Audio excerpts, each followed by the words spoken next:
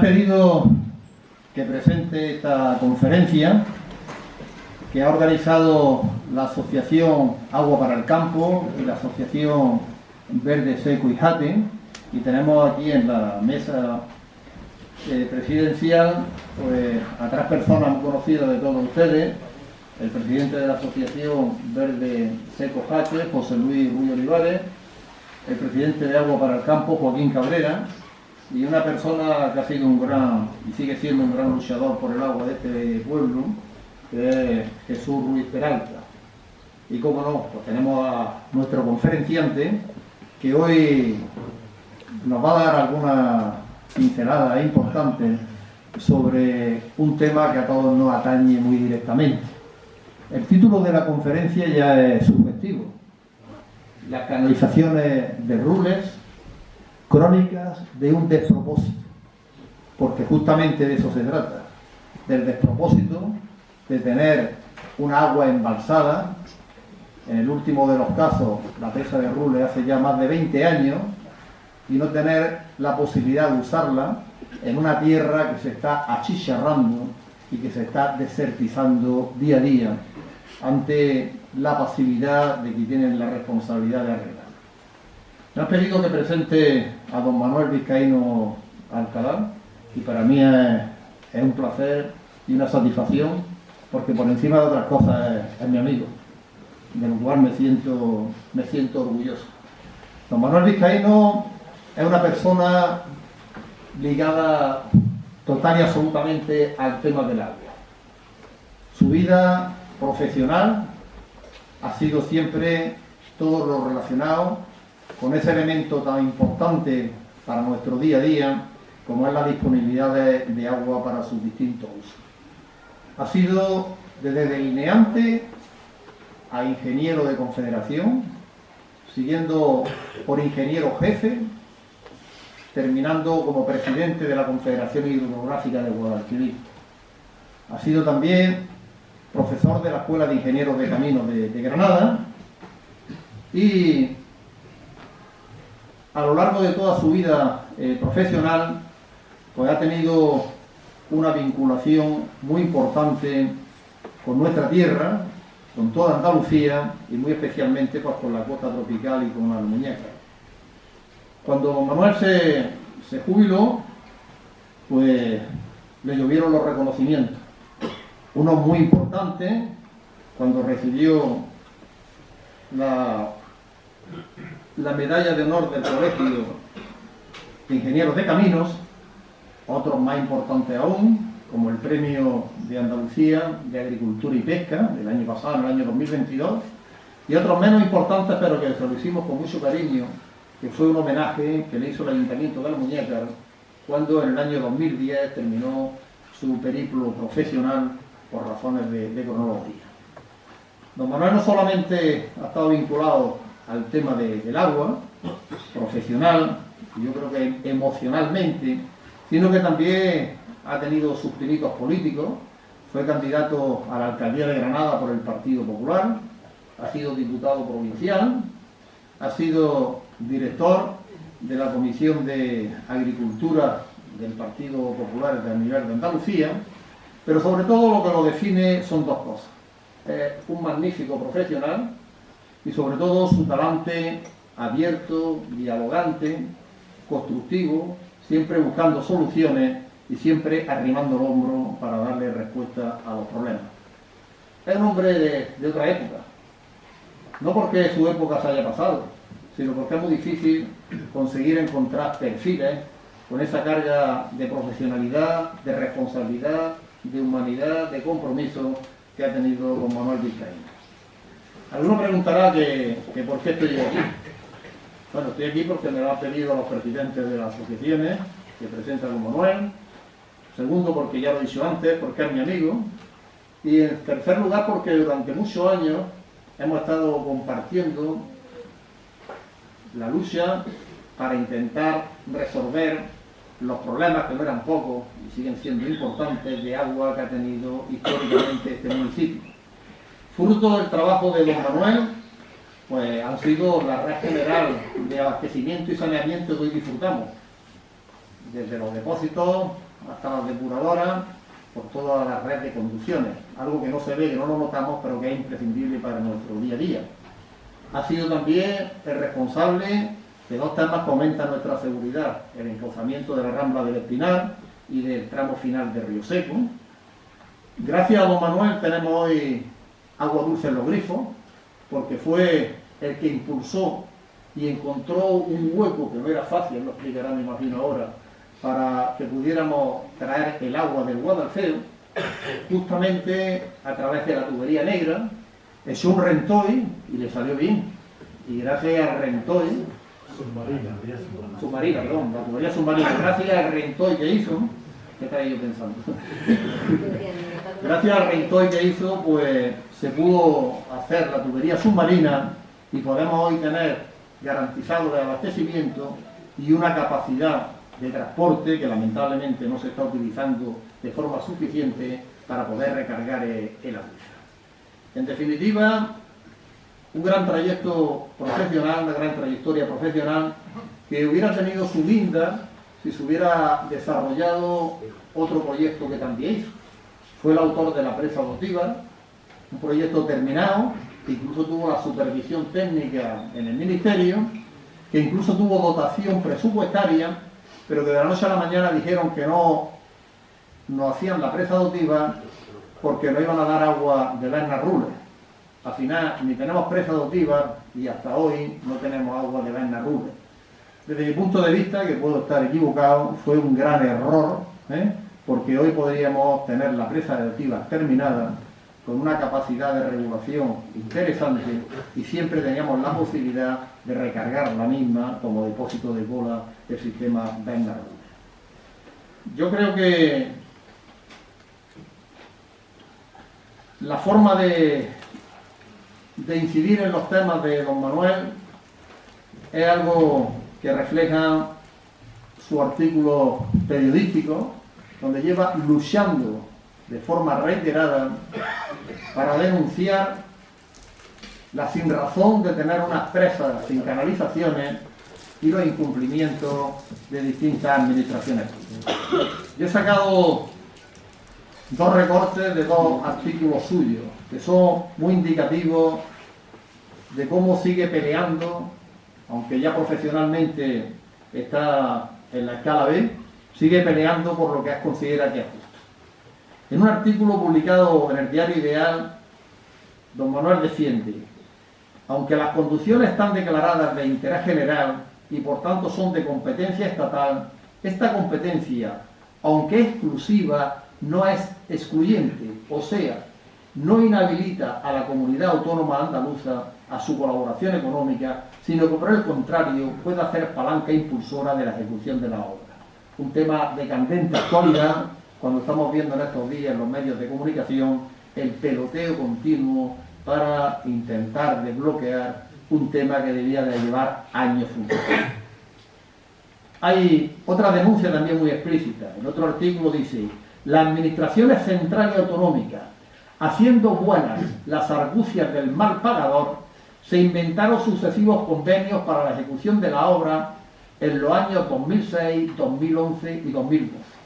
Convenios que nunca se respetaron y, lo que es peor, nadie, absolutamente nadie, denunció el incumplimiento de los mismos. Yo creo más claro es imposible denunciar que la situación en la que nos encontramos no es una casualidad, sino que es el fruto de un desdén a la hora de abordar los temas de nuestra zona. Sin más, le voy a pasar la palabra a don Manuel, que seguro que tendrá muchas cosas que contarnos, y pongo sobre la mesa dos preguntas. ¿Ha cumplido el Estado, en este caso el Gobierno de España, su obligación y sus compromisos con nuestra zona en materia de conducciones de agua para la agricultura? Una segunda pregunta: ¿tiene la Junta de Andalucía la obligación de implicarse activamente en el tema de las canalizaciones de riego de nuestra zona, a pesar de que las obras han sido declaradas de competencia del Estado? Son dos preguntas que allí, en este pueblo, agricultores y no agricultores, nos hacemos a diario, y creo que es importante, en medio de esta tormenta de información que llega todos los días, que muchas veces no se sabe diferenciar el trigo de la paja, es muy importante conocer la opinión de una persona de tan amplia trayectoria y tan buen conocimiento como lo es don Manuel Vizcaíno. Muchas gracias y tiene usted la palabra. Me llamaba todas las semanas: Manolo, no tenemos agua, Manolo, no tenemos agua, Manolo, no tenemos agua. Yo lo sabía, que había problemas de agua, puesto que era esta mi zona. Y un día le planteé a mi jefe, a Delfín Velasco: oye, Delfín, en Almuñécar hay que hacer algo. Hay que hacer algo porque no tienen agua. Todas las semanas, me dice: pues mira, vamos a intentarlo. Las competencias están transferidas, porque saben que en el año 84 hubo una comisión de transferencia en que los abastecimientos de agua eran competencia de los municipios. Redactamos el proyecto, lo mandamos al Ministerio de Obras Públicas y ahí tuvimos la oportunidad de hacer la famosa tubería submarina. Bueno, ustedes tienen interés que le hable de Rules. A mí Rules de verdad me aburre. Me aburre porque se habla todos los días en la prensa, todos los días.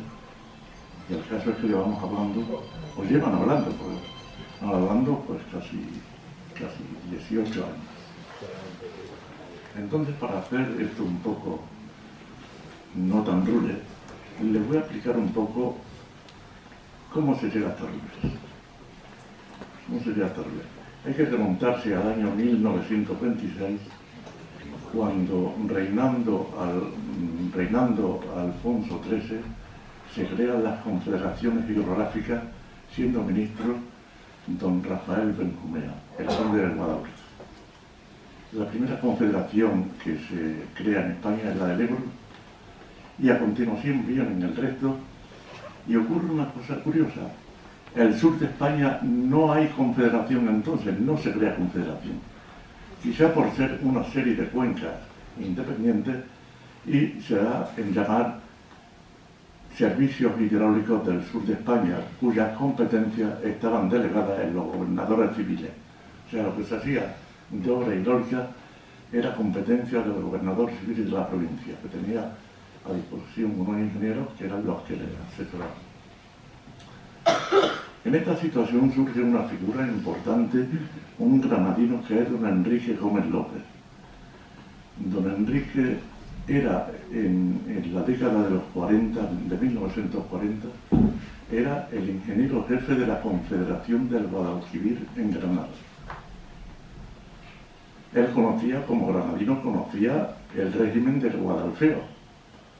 Sabía que el Guadalfeo tenía mucha agua, había épocas en que tenía menos, había épocas en que no tenía agua. Y no conocemos la forma en que él consigue del Ministerio de Obras Públicas que se cree una comisión de servicios y pone al frente de ella a él mismo, a don Enrique Gómez. Y se crea una oficina en Granada con el título siguiente: Comisión para el encauzamiento del río Guadalfeo y riegos de Motril y Saloreña. Y la jefatura de esa comisión la ostenta don Enrique Gómez López, auxiliado por un ingeniero mucho más joven que él en aquel momento. ¿Por qué comisión para el encauzamiento? Él sabía que la vega de Motril se inundaba periódicamente y plantea el proyecto del encauzamiento desde Benodea hasta la desembocadura en el mar. O sea, todo el encauzamiento es, si no obra porque él ya se retiró, los que le sustituyeron, la continuaron, es una idea de don Enrique Gómez López. Porque el encauzamiento estaba encomendado a gaviones y a las cañaveras, que ustedes la mayoría saben lo que son las cañaveras, como eran en los ríos estos secos y Gete y Otivas, no, en gaviones y cañaveras. Y por otra parte, él sabe de los recursos y de la potencia que tiene la vega de Motril. Y redacta un proyecto para ampliar los regadíos de Motril. En aquel momento los regadíos de Motril ascendían a unas 3.000 hectáreas. Y él concibe una ampliación de regadíos en otras 3.000 hectáreas. ¿Y cuál es el sistema que él emplea? Vamos a ver. Esa es la cuenca del río Guadalfeo, que son aproximadamente 1.000 kilómetros cuadrados. Y la aportación media sacada del estudio de la presa de Rules está entre 150 y 170 hectómetros cúbicos año. Eso de media. Ahí tienen la guía de don Enrique Gómez López, en el que está en verde la zona de los antiguos riegos y en la zona roja la ampliación, o sea, duplica. Aquello tiene unos problemas terribles. No quieren la ampliación los motrileños, no los motrileños, sino una cierta capa de motrileños, no quieren. Y el fundamento es, van a aumentar las hectáreas, va a aumentar la competencia y los precios se vienen abajo. Y no llevan razón, porque realmente la vega de Motril fundamentalmente era caña de azúcar. Y aquí las competencias de la caña estaban en Adra, evidentemente en Motril y en Vélez Málaga. En esos tres eran los productores generales. Entonces es ideal, ya está en verde y en rojo un gráfico de los canales que él proyecta en verde los antiguos regadíos y en rojo los nuevos regadíos. Fíjense que el rojo llega por una parte hasta Calahonda y por otra parte hasta la parte alta de Saluriña, con lo que la vega de Motril la amplía en 3.000 hectáreas. El proyecto en síntesis consta de lo siguiente. Hay en Vélez Benodaya, hay un azud, que es el azud de Vélez. Azud es una palabra que procede del árabe, que es el desvío de un río, el desvío de una parte de un río. Y ahí lo que hace, la gente llama la presa, no es una presa. El azud de Vélez, la misión es derivar agua al canal, que se inicia ahí y discurre por la margen izquierda del río. Ahí tienen el azud de Vélez, pasa por la margen izquierda del río y es visible en el arco que hay en Cañizares. Arco proyectado por un ingeniero que tú conoces, Juan Carlos Delfín Velasco, que aunque vallisoletano, era motrileño de Alosí. Ahí tienen. Antes de llegar al acueducto, hay un artilugio, un partidor, que deriva los caudales. Hacia la izquierda, para la vega de Motril. Hacia la derecha, para la vega de Saluriña. Verán caer una rápida, cuando se pasa con el coche, cae un salto de agua. Eso es para restituir a los antiguos regadíos. Y agua abajo hay el azud llamado del vínculo, que era el que derivaba agua para los antiguos regadíos. A ese azud del vínculo alimenta también una galería subterránea que arranca en la confluencia del río de los Guájares y que va por el centro del río, pero a una profundidad considerable, y aflora ahí en ese punto, que es una captación de aguas subalveas, que a los motrileños le llaman la captación de aguas soberbias.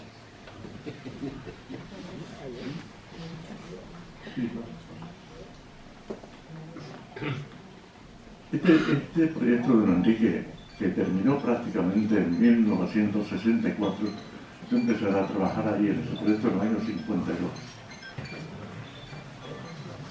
El proyecto de don Enrique Gómez López tenía un problema grave, y él, primero, en aquel momento las tuberías no se fabricaban tuberías de presión importantes, iba a una solución de canal.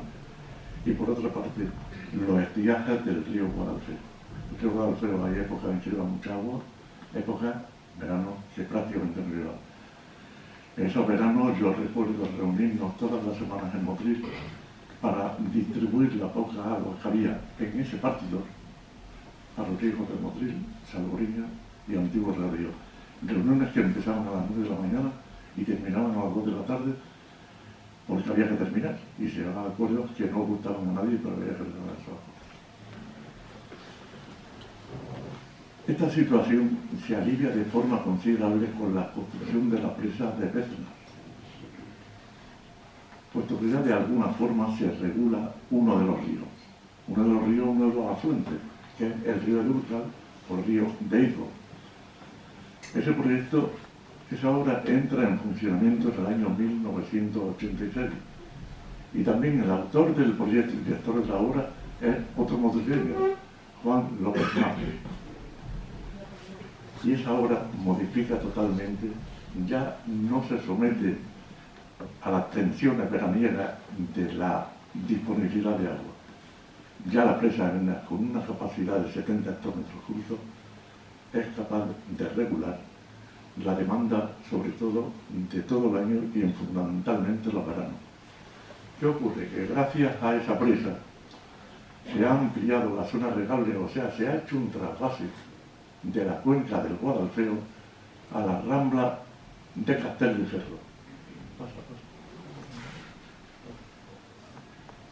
Cualquiera que haya conocido la rambla de Castelldefels, aquello era un erial. Con ese trasvase de agua que va por la parte alta del Parayón hasta el faro, y en el faro una gran balsa baja hasta el Romeral y ahí empieza a distribuir el agua. Primero hicimos el entrozamiento y a continuación el agua. Y mirad cómo ha progresado. La tierra está cortita.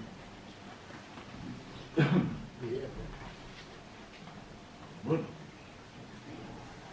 ya después de entrar en el servicio Bernal, se empieza a pensar en el proyecto de Rules, porque había un plan de aprovechamiento integral del río Guadalfeo, que eran considerables, o sea, de 150 a 170 hectómetros cúbicos.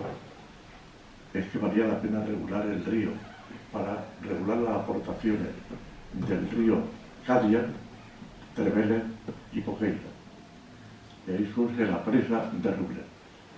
La presa de Rules prácticamente se redacta en el año 92, en el 94 sale a concurso, se modifica porque se había proyectado en primer lugar como una presa de tierra, pero al revisar el régimen de avenida se modifica y se plantea una presa arco, que es la que hay actualmente.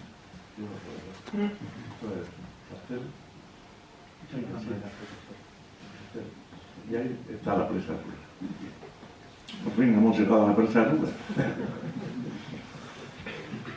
La presa de Rules se termina oficialmente, digo oficialmente, porque es recibida por el Estado. O sea, el Estado encarga una obra y cuando esa obra se termina, entra en periodo de pruebas y una vez superadas las pruebas, en este caso los llenados y vaciados, a ver cómo se comporta, si se comporta todo bien, el Estado recibe la obra y en ese momento toma posesión de algo que él ha pagado.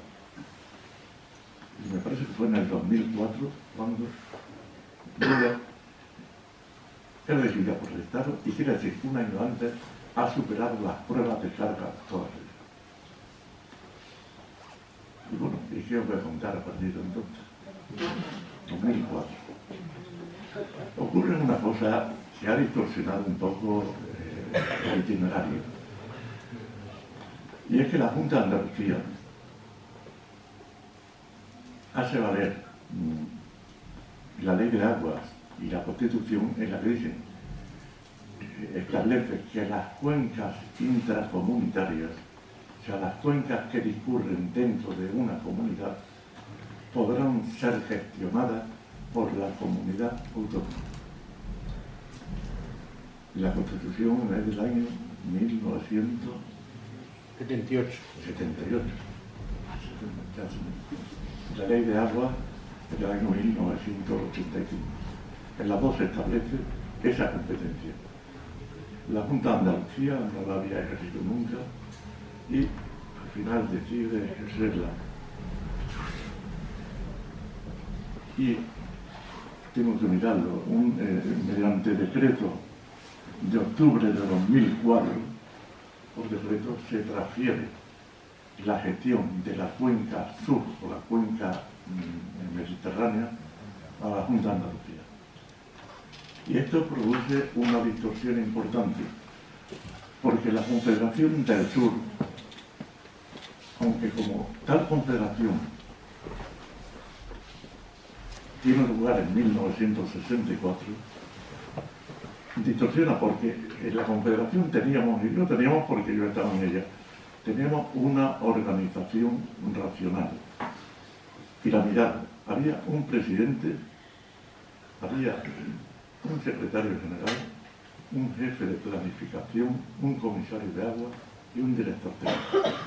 Y ahí bajaba a los ingenieros que estábamos en Almería, en Málaga, en Granada y en el campo de Gibraltar. Era una organización racional y que todos respetamos.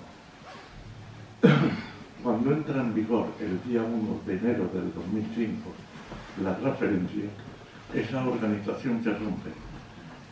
Y los que pertenecen a esta confederación en la provincia pasan a las órdenes del delegado de medio ambiente en la provincia. Claro, de pronto se encuentran, en el caso de Granada, con una organización de oficina de confederación y una serie de problemas entre ellos rusos. Había que moverlo. Pero créanme que era muy difícil transmitir la importancia de Rules, porque en aquel momento a la Junta se le venía grande todo este tinglado. Estaba acostumbrada a cosas mucho más pequeñas. Y hablarle de Rules era hablarle de otro mundo. El ingeniero que proyecta la presa de Berna, la presa de Rules, es otro granadino de Capileira, don Antonio Nebot Pérez, que desgraciadamente murió hace 5 años sin ver hecha la fundición. Bueno, pues don Antonio Nebot, al compás de hacer la presa de Rules, desarrolla el anteproyecto de las construcciones de Rules, de forma que cuando termina la construcción hay un anteproyecto. Eso se comunica al traspasar a la Junta. Oye, hay esto, que al menos podría haber servido a efectos de información pública. Pero aquello. Y ahora viene ya lo que da lugar al título de la conferencia. Y en Granada aparece construcciones derivadas de la presa de Rules. Ya notan. O sea, eso es un convenio de 25 de abril del 2006, no me he dicho, del 2006. Y se dota ese convenio con 319 millones de euros. Con cargo a ese convenio se ejecuta la obra de tubería desde la presa hasta el puente de Vélez.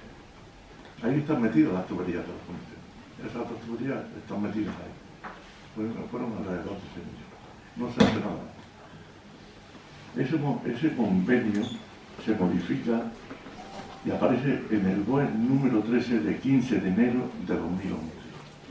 Se modifica el convenio. Ya no aparecen algunas obras del menú primero, siguen apareciendo las construcciones de Rules, pero el presupuesto ya baja a 237 millones. Y por fin hay un boletín oficial de 22 de diciembre, el número 3011 de 22 de diciembre, en el que ya desaparecen las condiciones de Rules y está dotado con 219 millones de euros.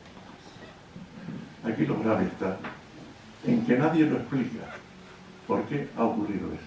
Pero lo que es peor es que nadie pregunta. Alguien debía haber preguntado en aquel momento qué ha ocurrido con esto. Pues nadie pregunta.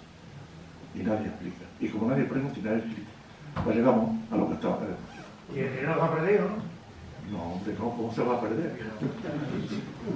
Y ya una serie de obras a lo largo de la costa, pues se lo habrán llevado.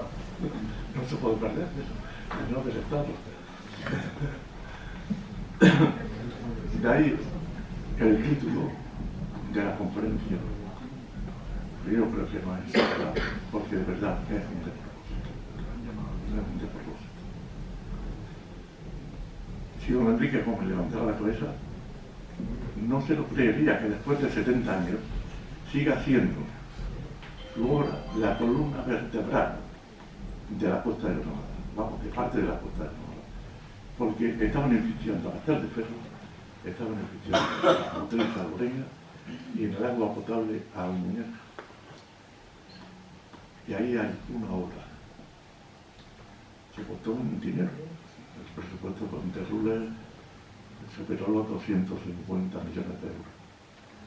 Y hombre, que estén en la situación que está, pues no. Pero es que llega al colmo. Vean la foto de ahí porque es interesante. La margen derecha, abajo, hay como una cola de caballo ahí blanqueada. Bueno, pues eso es lo que nutre al río para los riegos de motriz salobreña y se están utilizando los desagües intermedios. Pero lo que es increíble es que si ven más abajo, no se puede ampliar eso, ¿no? Pasa la siguiente. ¿Eh? Pasa la siguiente. Pasa la siguiente. Ah, ahí se ve el chorro. Pues fíjense lo que hay a continuación del chorro. Hay un casetón enorme con una viga atravesada.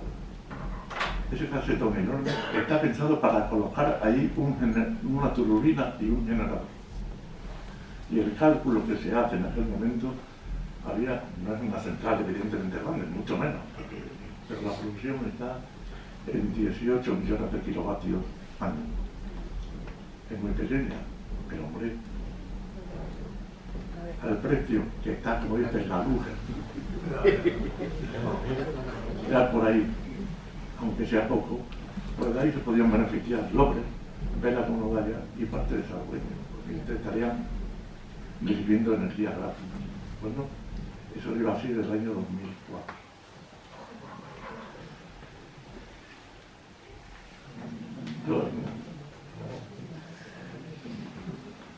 No, es que es difícil justificar esto. Ahora, hombre, tampoco vamos a ser ya tan negativos. Ahora, en estos días, la prensa está apareciendo que por fin se escribe el epílogo de esta novela y va a empezar de verdad.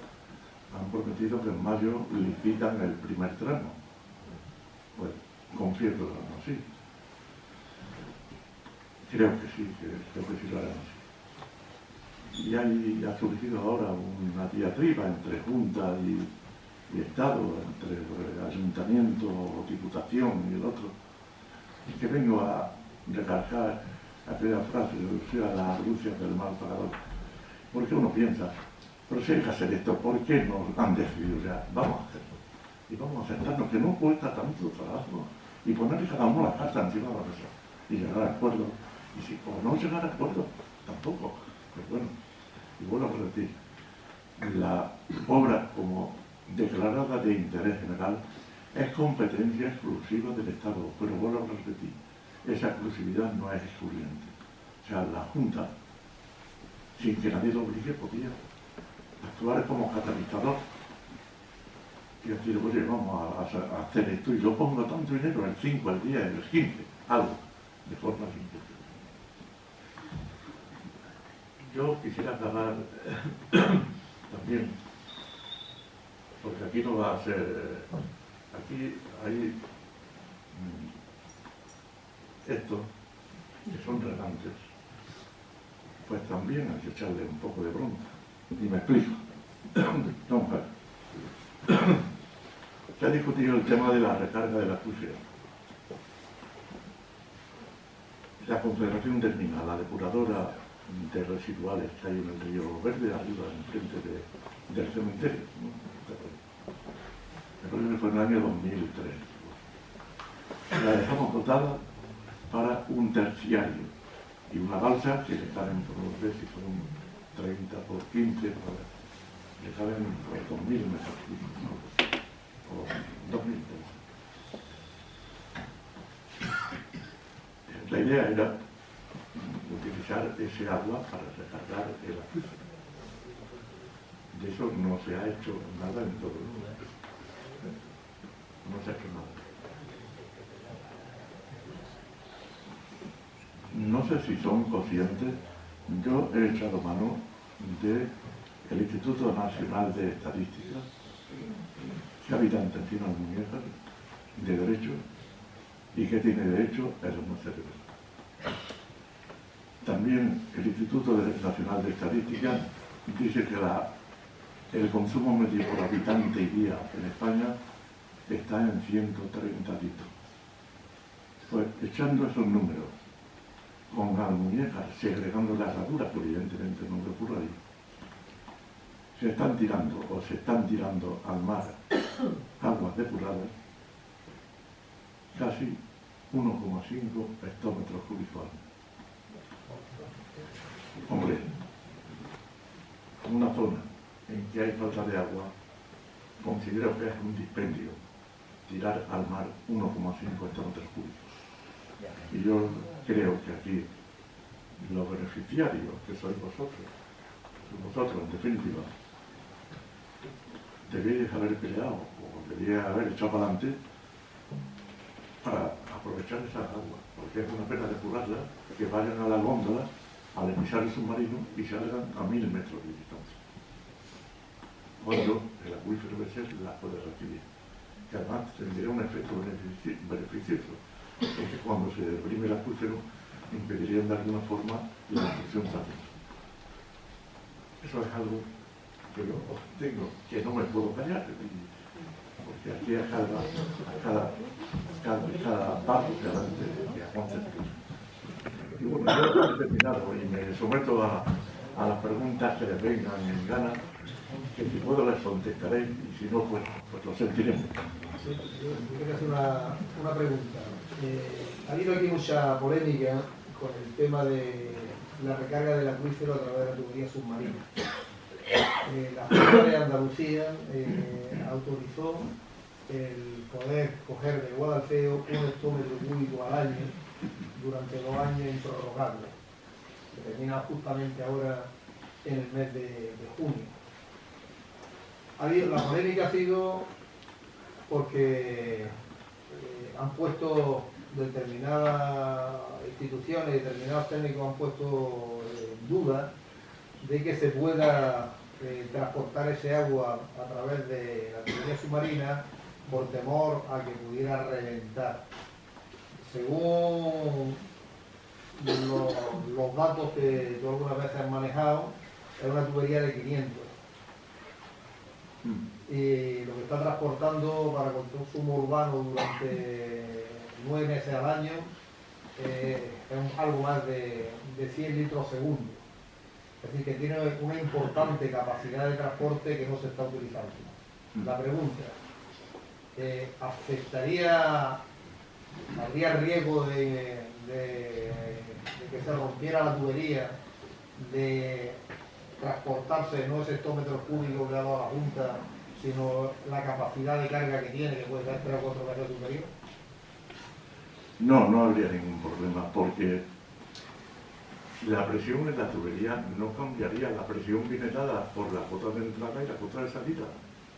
Y esa lleve más o menos agua, como la tubería está llena siempre, la presión es la misma. ¿Qué pasa? Que si para meterle algo más agua hay que subir lo que se llama la piezométrica en cabecera, poner un motorcito y levantar. La tubería no se rompería. Esa tubería es de acero, helico soldada, y va funcionando con cargo, pues yo no sé cuántos años, pero más de 30 años lleva. Y no ha tenido ningún problema. Yo creo que no sé qué criterio ha utilizado la Junta de Andalucía para asignar un hectómetro. No lo sé. Porque si entre Rules Pernas en este momento hay 100 hectómetros cúbicos, que yo creo que hay más, un hectómetro cúbico equivale al 1%. Hombre, yo creo que aquí valía la pena que los responsables de vuestra organización os sentarais con la Junta y hacerle ver que si este año se repite el tiempo del año pasado, que ha sido catastrófico, pues aumentar esa dotación. Y desde luego, si en verano que la población se multiplica por 4 en las muñecas y en las muñecas, que es la resurrección, si se multiplica por 4 quiere decir que la tubería trae 4 veces más agua que la situación normal. ¿Por qué durante unos meses no puede traer el agua que trae en verano? Ese es un razonamiento muy sencillo. Es un razonamiento muy sencillo. Luego de sentarse con la Junta y hacer ese razonamiento. Primero, un hectómetro cúbico no es nada, comparado con las reservas que hay. Y por otra parte, aumentar eso y la tubería de respuesta. Quizá podría estar el cuello de botella en la capacidad de sedimentación que tenga la cabecera, la balsa de Morbitas, porque sabéis que el sistema toma agua del canal de Salobreña. Hay una balsa en la rambla de Morbitas y ahí decantan agua. Después de decantar, pasa por unos filtros, se clora y viene para las muñecas y viene por gravedad. Quizá el cuello de botella estaría en la capacidad de filtración de la estación. Pero que bueno, eso tampoco vale tanto un filtro más. Y eso, pues, yo creo que alguien de los vuestros debía sentarse con la Junta y hacerle estas consideraciones. Porque la verdad es que si se repite el año que hemos dejado, pues puede ser una catástrofe. Y luego, hombre, yo he preguntado en la Junta el tema del terciario, me han prometido que iba a funcionar ya. Yo no lo sé si está funcionando, ¿no? Sí, ¿Lo ven? Está funcionando. Y se está inyectando el agua en el... No, hay otra pregunta, digo, de lo que estaba hablando, que también es otro de los temas que andan por ahí dando vueltas. El tema del terciario ya está funcionando desde hace ya algunos meses y hay una concesión de la Junta a 2 comunidades de regantes, de las 27 que hay, se lo dieron a 2, un caudal de 50 litros segundo, que la están utilizando para completar sus temas y le está ayudando a salir para adelante. El problema es de que ese agua del terciario no la utilizan de forma permanente. Cuando ellos no tienen necesidad de agua, pues en vez de andar al terciario, andar al secundario, y lo que hace es echarla al mar. Es decir, que una parte importante de ese hectómetro y medio cúbico de agua que tú dices, que tú has manifestado antes de que salía de la depuradora, de ahí de Barranco Hídrabo, se sigue yendo al mar. Se pidió por parte de Mancomunidad, el mes de marzo del año pasado, una autorización a la Junta de Andalucía para, dada la situación de emergencia, porque ya estaba empezando a jalarse el acuífero, que se pudiera verter el secundario al acuífero. Fue en marzo, va a cumplir ya mismo un año, la Junta no ha respondido. Aquí nos llama la atención porque la herradura está siendo el secundario de la depuradora Renojate. Y tenemos no ya el secundario ni el terciario, sino la caca pura nos llega de Otiva y de gente que la echan directamente al río. Entonces entendemos que en la situación de emergencia que estamos se debería autorizar el vertido del secundario, autorizar ese vertido directamente al río. Yo he indagado por ahí y me han dicho que hay una pila de ríos en España que están echando el agua del secundario, no del terciario. La están echando los cauces. Juan Carlos, tú conoces que la administración es miedosa. Encontrar a un funcionario que firme una autorización de ese tipo es complicado. Muy recientemente, con el tema del hockey, yo conozca, son analizado el segundo. Y Masesa en Sevilla y Masera en Granada han analizado las aguas residuales y ahí han detectado continuamente el hockey. Ahora, que un funcionario firma una autorización diciendo que se puede hacer y luego surja un problema, comprenderlo. Evidentemente, toda razón. Le entendí. Otras veces están haciendo los partidos. No sé si tienen, me parece que no tienen. Lo están haciendo directamente. Lo que pasa es que os quiero vincular con información. Yo no sé, ahí debíais sentaros con la Junta y hacerle ver, jurar, como dicen, por mis muertos, que no va a beber nadie agua del aluvial del río Verde. No hay captaciones de agua para abastecimiento en Río Verde. Todas las captaciones, todo el agua que se utiliza en el municipio, los Muñecas y la Herradura, está viniendo al 100% desde el Guadalfeo. Pero los motores que hay, los pozos que tiene el ayuntamiento de abastecimiento, llevan años sin funcionar. O sea, y no hay nadie que utilice ese agua para abastecimiento. O sea, es un tema que es un sentido. Y más cuando dentro del mismo municipio, en la Herradura, están vertiendo el secundario desde que se puso en marcha la depuradora, hace ya 20 años. Están vertiendo el secundario al río. Entonces, no tiene mucho sentido que en la Herradura cese el secundario al río Jate, que ha salvado la pequeña vega de la Herradura, y aquí se esté tirando el agua al mar cuando no la estamos utilizando todas las comunidades.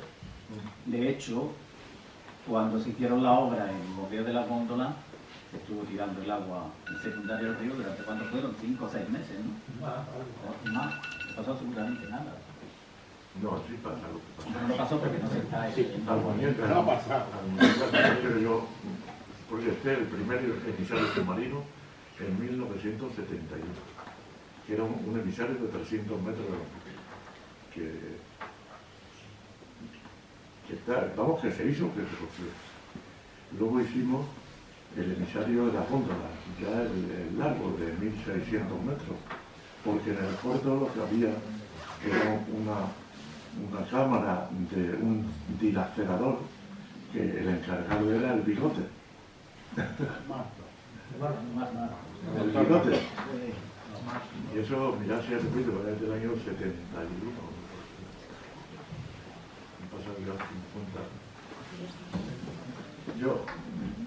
Yo diría, hombre, sentaros con la Junta, quizás debía partir del Ayuntamiento con una certificación, que no hay captaciones de agua en el aluvial del río Verde. Y certificar que no hay captaciones. Que lo verificara la Comisaría de Agua de la Junta. Y luego proclamar con un bando advirtiendo que no se tome agua para el río Verde por esta situación. Pero podría ser una salida. También es que uno tiene hambre, tirar casi 1,5 hectómetro cúbico al mar, teniendo el acuífero. Y como tú dices, Juan Carlos, infinidad de pueblos en España están tirando. El divertido, allí quiere... Sí, es que antes ha dicho usted que cuando se incumplió el convenio en el año 2000 y pico, nadie dijo nada. El problema que hay es que la presa esa que se ve tan grande ahí está en el río Alfeo y debajo está Motriz y Salobreña, pero no está Almuñeca. Entonces los almuñequeros no teníamos información ni podíamos protestar de algo que se haya incumplido por parte de la administración. Algo que no entramos. Y entre otras cosas porque Motriz, la gente de Motriz, los antiguos regadíos y los nuevos que hay, eso, a ellos les da igual las construcciones, que son los que podían protestar. Pero a ellos les da igual, ellos tienen agua. Claro. Y más, más. Si además no era obligación de los motrileños protestar, era obligación de los representantes de los motrileños o de los granadinos. Ya. Porque para eso cobran. Ahí sí. ¿Usted quiere preguntar? Sí, don Manuel. Usted ha titulado la conferencia seguramente queriendo ser bien pensado, que esto es la crónica de un despropósito. Y yo me pregunto si realmente es un despropósito o nos quieren castigar por algo. Porque lo que usted ha contado desde el desaprovechamiento de la electricidad que se podía producir ahí, hasta por supuesto todos los regadíos que se podían estar ya funcionando hace 20 años, a mí me suena a que tienen un poquito de mala leche con nosotros el conjunto de de las fuerzas políticas, no voy a decir esto o lo otro. Y eso quisiera, si usted puede, hiciera un pequeño esfuerzo de imaginación y nos iluminara sobre el tema, ¿no? Porque a mí es que no le encuentro la explicación nada más que esa, ¿no? A lo mejor yo estoy muy mal pensado. Hay tres virtudes que son la prudencia, la paciencia y la perseverancia. Antes he referido yo que este señor que está ahí sentado me llamaba todas las semanas. Manolo, no tenemos. Manolo, estaba agobiado porque además yo sabía que no tenía nada. ¿Por qué? Pues porque hacíamos obras por aquí y no tenían nada. Y por eso yo planteé a mi jefe, oye, fulano, hay que hacer algo en Almuñeca, la Almuñeca no tiene agua, va a necesitar agua. ¿Qué ocurre? Que lo que hay es que perseverar, hay que perseverar. Yo creo que no hay mala fe, es que la gente no se ocupa de los temas. Pero pues perseverar este año, ¿qué quiere usted perseverar más? ¿Este año es lo que es?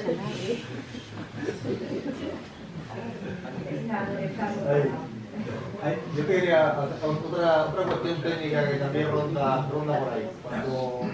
Cuando Confederación hizo lo de la tubería submarina, hizo 2 pozos de inyección en el río para recargar el acuífero, ¿lo recuerdas? Era mucho más productivo inyectar el agua que venía del Guadalfeo, inyectarla abajo en el acuífero, que no echarla en superficie.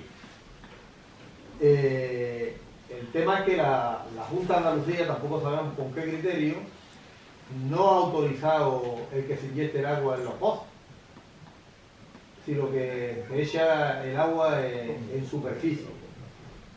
Por la experiencia que sacamos en la sequía gorda que tuvimos, cuando se perdió un 30% de los cultivos de este pueblo a principios de los 90, y cuando se salinizó por primera vez el acuífero, el agua dulce resbala sobre la salada y el nivel de mezcla es pequeñito.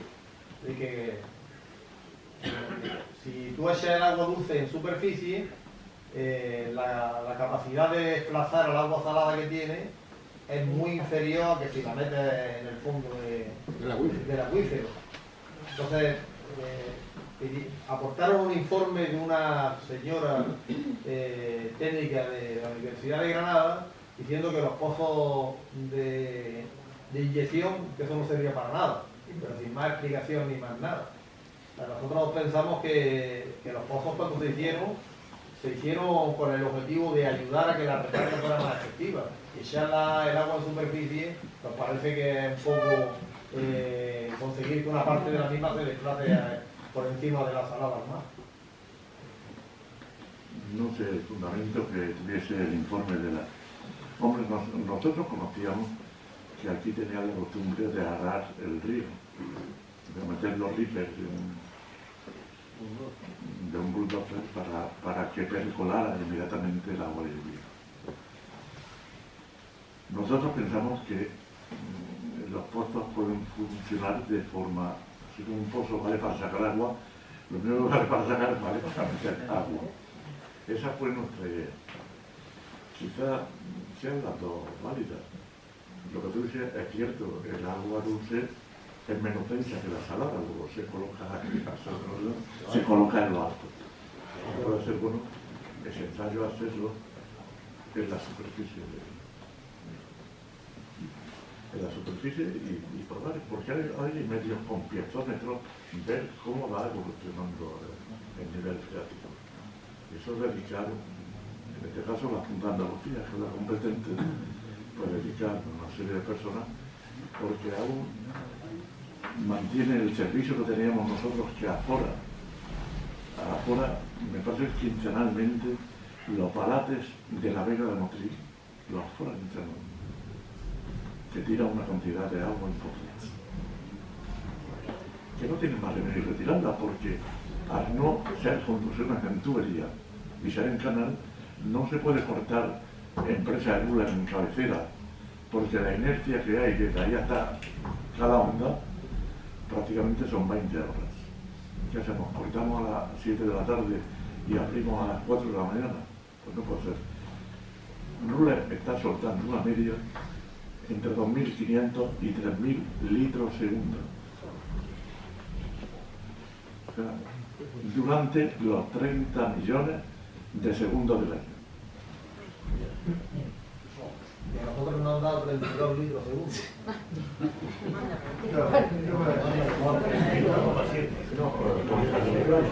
Yo creo que hay que hacer a una persona que sirva para discutir con la Junta de Portugal. Lo hay encontrado argumentos. Y el argumento es muy sencillo de entender. El argumento es sencillo. Rules Bernard tienen capacidad de 170 hectómetros cúbicos la torre. En este momento estoy seguro que superan los 100. Convierte es dar un hectómetro cúbico, es dar el 1%. Es casi la rebaja del IVA. Menos. Don Manuel, ¿recuerda usted el caudal de diseño de la tubería submarina? Algo distinto, tenemos demasiado claro. Yo lo que decía que la tubería submarina, fíjate, la cuenta es, si Almuñécar multiplica por 4 la población de derecho, si la población de derecho, que la tengo por aquí anotada, en Almuñécar, lo que es Almuñécar, sin la herradura, son 22.312 el censo del año del 2022. Si multiplicas por 4, Almuñécar en verano llega a los 90.000 habitantes. ¿Qué agua necesita esos 90.000 habitantes? Pues yo te digo, la diferencia que hay entre los 3 meses de verano y los 9 meses restantes, pues sigue dando, ¿verdad? Porque pasas de dar pues tantos litros a dar mucho menos. Yo quería decirle, hablamos fuerte que aquí no se oye. No, que quería decir que existe una realidad actualmente y es que se han perdido ya unas cuantas hectáreas. Yo calculo que desde Cotobro al límite con Nerja hay aproximadamente 800 hectáreas que se están perdiendo o se van a perder, porque no hay ninguna alternativa ni a corto ni a medio plazo. La realidad que tenemos aquí es esa y no hay otra. Y estamos tan a gusto, y no somos capaces de hacer algo para solucionar o para los que en los próximos años van a tener el mismo problema, porque yo creo que esto es una situación endémica que no tiene solución. Si no viene agua de Rules Bernard, aquí tarde o temprano nos vamos todos al carajo. Yo tengo 1.500 plantas y las tengo perdidas. Y la mayoría de los que hay aquí... Pero un momento, vamos a ponernos mañana a cortar la 340. Y eso es una realidad. Y entonces lo que hay que hacer es intentar lo que ha dicho don Manuel, hablar con la administración. Pero aquí hay un problema, que la administración nuestra administración, está en contra de nuestros propios intereses, porque no somos capaces de sentarnos en una mesa y plantear la realidad del tema, que es muy grave, gravísima. Entonces, soluciones a corto o medio plazo. Cuando vamos a las administraciones, unos vamos pidiendo agua de un lado y de otro, y sin embargo hay otro sector que está pidiendo lo contrario. Los enemigos somos nosotros mismos de que se haga este proyecto o se realice algún proyecto. Yo veo que en Málaga y en Almería, la administración andaluza pone dinero para hacer infraestructura hidráulica. Tenemos el caso ahí de la Zarquía. ¿Cuántos millones están invirtiendo? Sabemos que van a perder mucho porque ahí hay una superficie bastante grande de tropicales. Pero está toda la Zarquía, todos los pueblos de la Zarquía están en el mismo camino, en la misma dirección. Y aquí, que podíamos haber solucionado echando agua al acuífero, pero no ahora. Eso lo llevamos diciendo nosotros, agua para el campo, hace 10 años. Hay que recargar el acuífero si nos llueve. ¿Qué ha pasado? Que nos ha pillado el toro. Que hemos empezado en el 2020 a decir todo lo que antes habíamos dicho unos pocos y se reían de nosotros. Entonces ha ocurrido esto, lo que está ocurriendo. Y eso es una realidad. Y aquí la solución es muy compleja. Y a lo mejor, y este año sí que con la sequía que hay, pues los de abajo ya hemos caído, los que tenemos agua de aquí, pero los de arriba se van a secar también. Entonces tenemos que luchar para que eso no vuelva a ocurrir más. Si no, mal asunto está. Bueno, yo, permitidme, yo conozco bien el tema de la sarquía. Yo hice la mejora de riego de Vélez Málaga y Torrojos. En aquel momento, cuando se hace la presa de la Viñuela, no había la explosión que ha habido después de hectáreas de aguacate. Yo conocí el valle del Benamargosa, que es el que sube hasta Comares, que prácticamente lo que había era la pasa esta de la uva, pasa. Hoy uno se da un paseo por ahí y lo que hay es aguacate. ¿Qué ha ocurrido? Eso mejor que nadie vosotros sabéis cuál es la demanda por hectárea o por algo. La viñuela se ha quedado sin agua. Pero, y ahí viene la unión de la gente. Lo sé por la prensa, están tratando de proveerse de desaladoras costeadas por ellos. Pues hijo, vais a tener que hacer algo así. No sé si el número de hectáreas que tenéis aquí salen los números o no salen, porque no lo sé. Pero mirad, eso es un ejemplo de... Porque la viñuela se ha quedado sin agua. La viñuela no tiene pasado nada. Pero nosotros tenemos agua ahí arriba. Nosotros tenemos ahí el agua, detrás de la montaña está el agua. No tenéis algo para hacer. Que nosotros tenemos el agua ahí. Ellos no tienen agua, pero nosotros sí la tenemos. La solución nuestra es más Es fácil. que la diferencia hay que en la sarquía no hay agua, pero es que tenemos los pantanos llenos. Entonces, si no hay agua tendrás que desalarla. Pero echarle más costo a la factura energética de los agricultores, que aquí ya es bastante alta, por encima de 50 céntimos el metro cúbico de agua que están pagando los agricultores, que ya es un precio importante. Echarle además el costo de la desalación, que hace inviable los cultivos. Entonces, más cuando tienen unos pantanos que están llenos, y que vamos, en lo que tú publicabas hace poco, que hablaba de la cantidad de los 3.000 y pico litros segundo que están tirando más. No, tanto no. Yo venía a decir que hay años mejor de tirar al mar por los barates de 30 hectómetros cúbicos. ¿Qué ocurre? Por la noche la gente no riega generalmente, porque sabe que tiene agua. Entonces, el canal está discurriendo como si fuese regando. Y entonces está tirando agua por los aliviaderos. Y esos aliviaderos donde se ven perfectamente es en la playa de Salvador. Exactamente. Y luego en la zona de Puntalón, en la rambla de Puntalón. Pero también hay otra cuestión, es que la Junta ha declarado, ¿cómo se llama? El nombre, no sé ahora mismo. Decreto de sequía. El decreto de sequía en Málaga, en Almería, pero no en Granada, en la costa de Granada.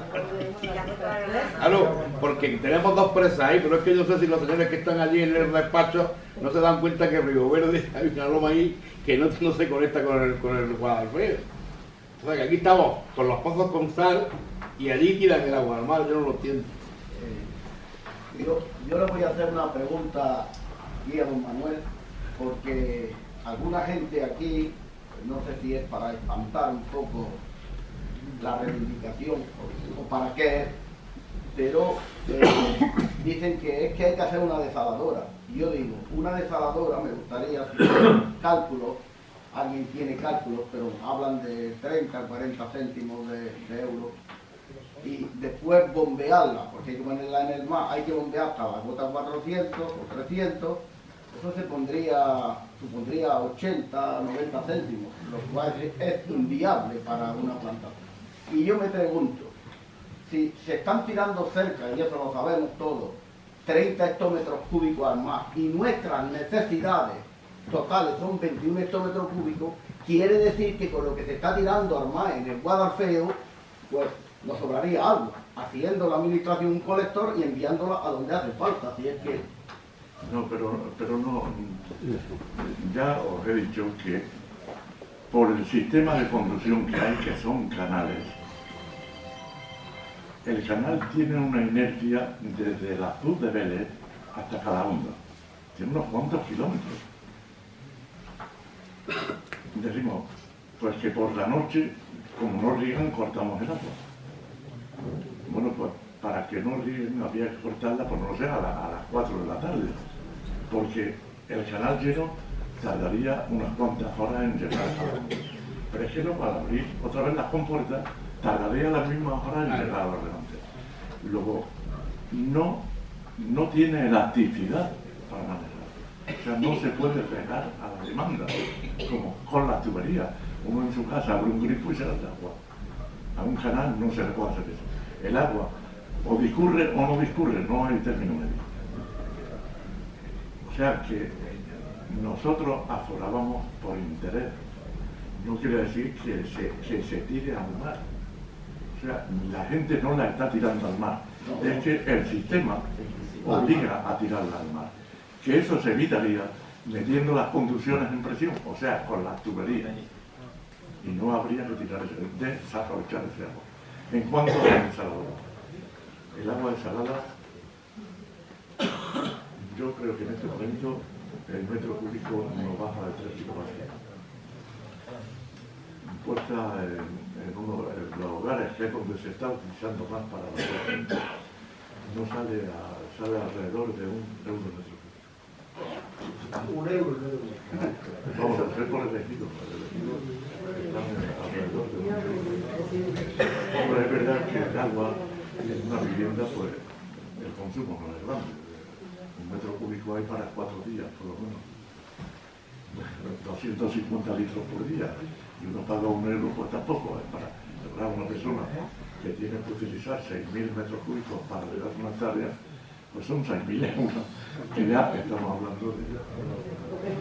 Yo he puesto el ejemplo de la sequía, porque ello es una forma transitoria de salir de la situación, porque yo evidentemente tiré la presa a la Viñola, que el día que la presa de la Viñola coja carga y embalse, a la desaladora la taparán y irá hasta otra sequía, pero no es algo permanente.